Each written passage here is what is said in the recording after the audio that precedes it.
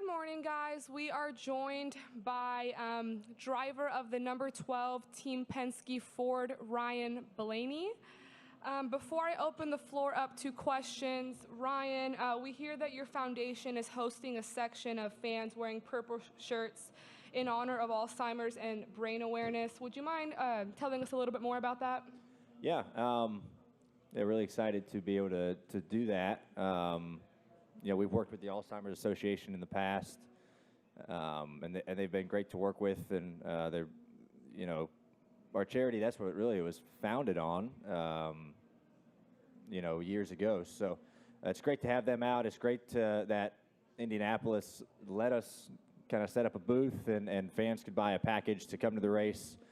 I get to meet a lot of them tomorrow, which I'm very excited about. The fans who have supported our charity, supported our cause for a long time, really ever since it started. So a neat event, and my family's been a big part of it, obviously, since the foundation got up and running. So I'm excited to meet all those fans that bought that package and all going to support Alzheimer's, and it's going to be a really fun day tomorrow. So thank you. All right, do we have any questions for Ryan? We'll go up here to Jerry Jordan.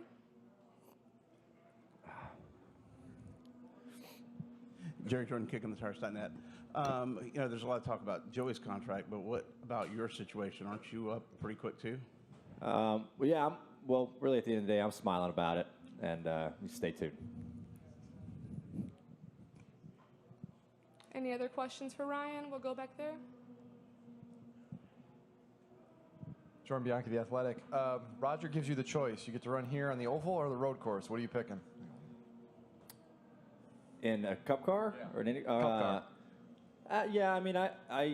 It's special no matter what course we run, I think. I've enjoyed running on the oval. I enjoyed running the road course last year. I personally wouldn't mind seeing it maybe switch up every couple years. I don't think running the road course makes this place any less special. I mean, you're still racing at Indianapolis, and you understand the history behind this place. I would take. I'm just really fortunate to be racing here, and then to be racing for Roger here. That makes it even more special. So either one, but I wouldn't mind it seeing maybe switching up every 2-3 years, and that might happen. A lot of drivers have talked about this year with this car. They felt impacts a little bit longer, maybe harder than they have in the previous car.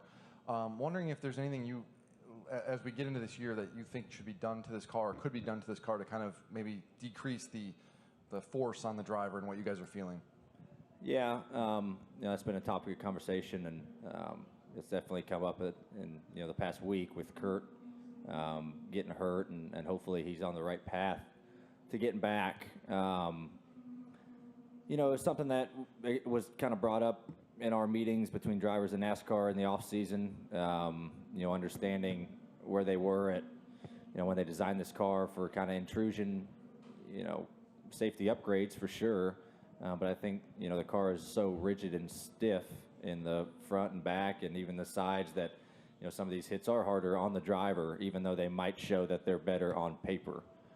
So it's something that I've noticed. I think everyone will tell you that they've noticed that some of these hits that you really wouldn't think twice about last year's car, they definitely, you feel them a lot more in this car. So I'm sure they're working on it. That's NASCAR's area to try to improve, and the teams, all we can do is give them feedback and try to help that process along. So I'm sure they got a plan for the off season, and I think all the drivers really want to help out with giving our feedback and just trying to make it better all around. So Ryan, you won last year at Michigan, but we're going back with a new car. What do you think the challenges are going to be at that track? Yeah, I think it's going to be a lot different than last year. It was almost like a speedway race last year, essentially, with the high downforce stuff. So this year going back, I feel like it's going to be more of a look of, what we had a few years ago with the other car, kind of lower downforce. And I'm not really sure what to expect. I love to tell y'all what I expect going to these tracks for the first time with this new car, but I don't know. Hopefully the track, we get up in the old PJ1 and keeps the track wide for this car. I think it'll help. So it's really hard to tell, but I'm excited to get back there. It's obviously a big weekend, just like this weekend for us, with Ford being right in their backyard. So I think it'll be a good race, that's for sure, with this car. We've seen it this year. This car puts on really good shows at, 1.5 to 2 mile tracks, and I expect nothing less. That being said, we're going back to Richmond for a second time. And so what did you learn the first time at Richmond that you feel like you can take back and be better this time around? Yeah, I thought we learned a lot at the spring Richmond.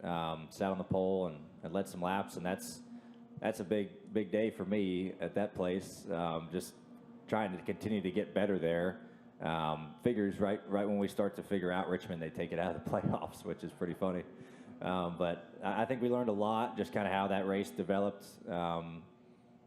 It's that place, I feel like I got it half figured out now of kind of being good early in the race and good in qualifying, and just need to figure out the second half of the race when that track kind of changes. So you take all those notes and figure out, okay, where did, the track change? You can usually do a pretty good job of, okay, around this lap, the track changed. Why did it change? And what did we do to, maybe we missed of making a change, or I kind of wanted the wrong thing at that time. So all that stuff you go back and look at, and I'll go back and look at it next week, really, to kind of prepare for Richmond and hopefully do a little bit better job there.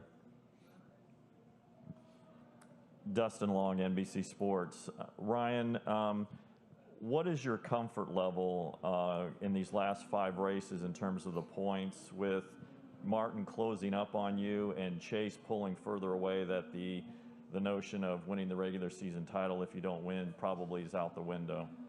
Yeah, that one's probably definitely out the window. He's put together a really good past month and a half, and we haven't. So, he's kind of pulled away significantly from the whole field.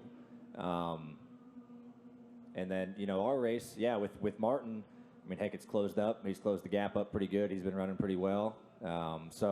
It's twofold. I mean, the easiest but hardest thing to do is win, and I can stop talking about it. But we've been trying all year, so hopefully we can, get it done and not have to worry about it. But you just have to be, in the back of your head of realizing that, hey, you're still points racing Martin. We are for the final. You don't want to be on the bubble, right, if there's no new winners.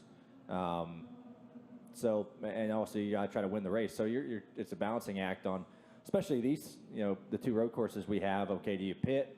Do you take the stage points to try to keep a good gap to the 19?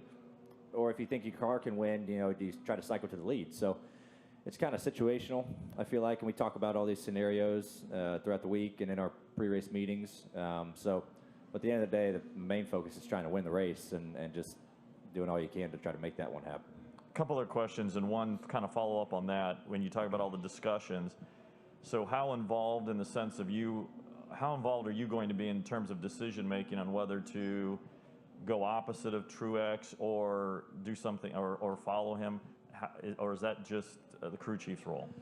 I mean, Jonathan and I talk a lot about that. You have all these plans before the race.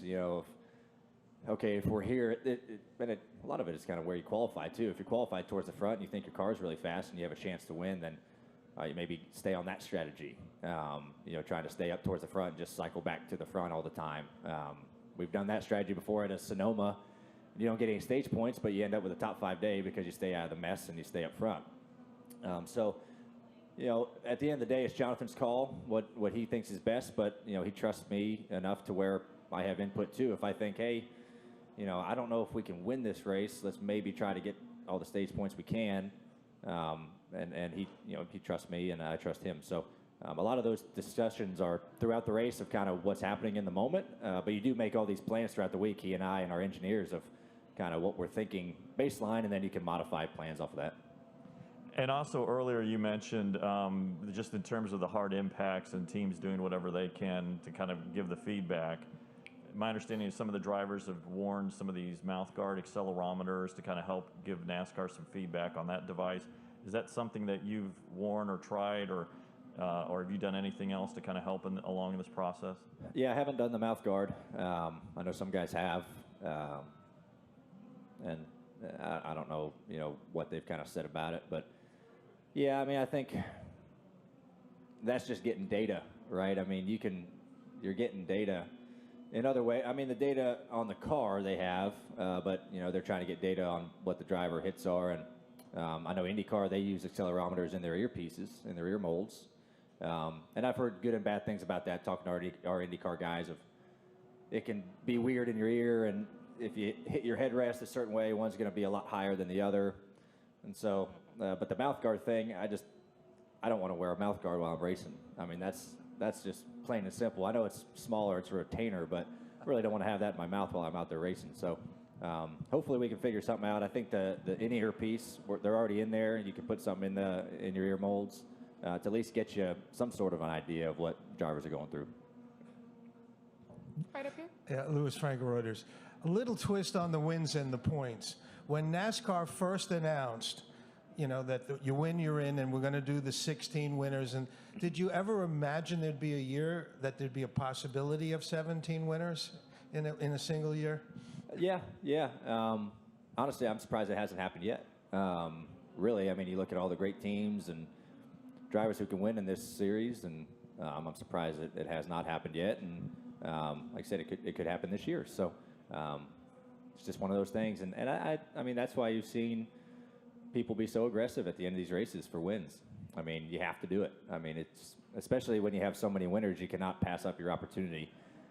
I mean, I don't like roughing people up, moving people out of the way, but if I have a shot to win, you have to get physical with it. I mean, that you can't not afford to not be physical and give up a shot to win a race. So it's just one of those things of people are so aggressive nowadays. Well, you have to be, and it's one of those situations to where if you don't, you might not ever get that chance again, and you're going to miss out on the playoffs. So yes, I'm shocked there hasn't been 16 winners yet, but I'm sure it'll happen, if not this year, at some point.